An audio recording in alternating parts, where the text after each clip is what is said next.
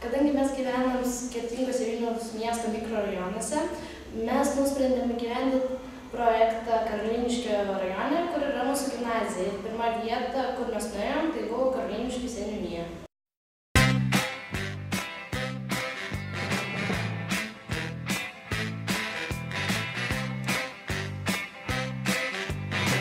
Mes kaip ir visi Lietuvos gyventojai domimės savo sveikatą ir viena iš sveikatos silpnėjimo priežasčių yra bloga ekologija.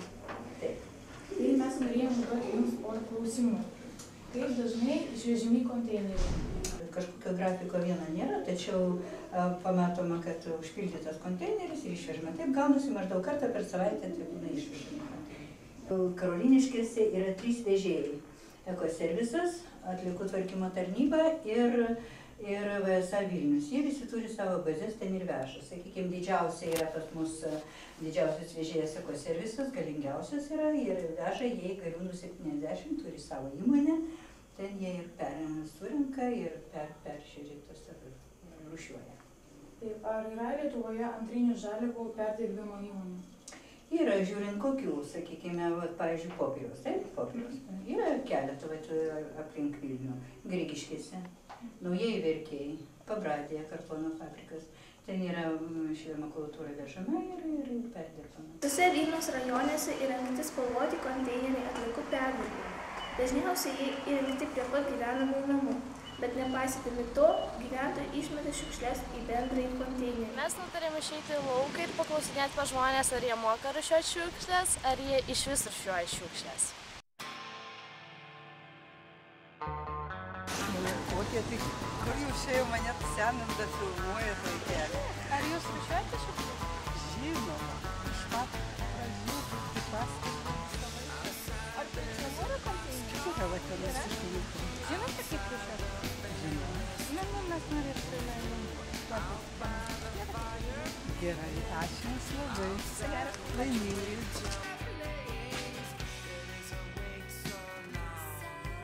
Truputį konteinerių tu trūksta čia aplinkui. Čia jeigu ką.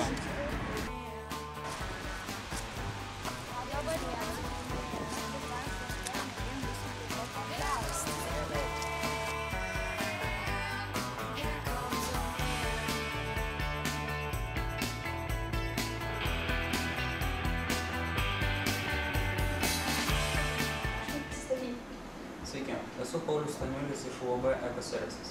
Kuo jūsų įmonė užsiima? Mūsų įmonė užsiema komunalinių atliekų išvežimu, antrinių žaliavų surinkimu, paruošimu, perdirbimu. Tai, jeigu pastebėjote, mieste būna pristatyta nemažai gražių spalvotų antrinių žaliavų konteinerių. Jie yra skirtingų spalvų. Skirtingos spalvos yra skirtos tam, kad žmonėms būtų lengviau atskirti, kur kokią antrinę žaliavą būtų mesti. Kaip kokybiškai gyventojai rūšiuoja atliekas? Pastaruoju metu gyventojai pradėjo vis geriau ir geriau rūšiuoti atliekas. Tai yra ženklus pagerėjimas. Nors, kad, kaip minėjau, mūsų įmonė dar turi rūšiavimo įmonę, mes visas atliekas dar kartelį perrūšiavome.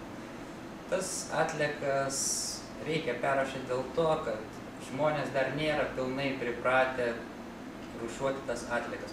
Aš tai skaityčiau, kad pagrindinis rūšiavimas turėtų prasidėti nuo vaikų švietimo.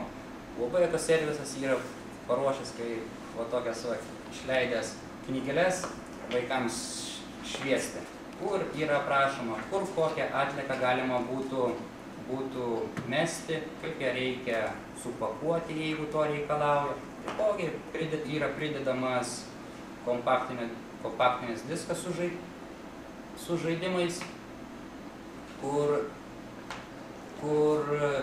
vaikai gali pasipraktikuoti, kaip tas dalykas realiai turėtų vykti. Kokie būtų pageidavimai visuomeniai dėl geresnio šiukšlių rūšiavimo?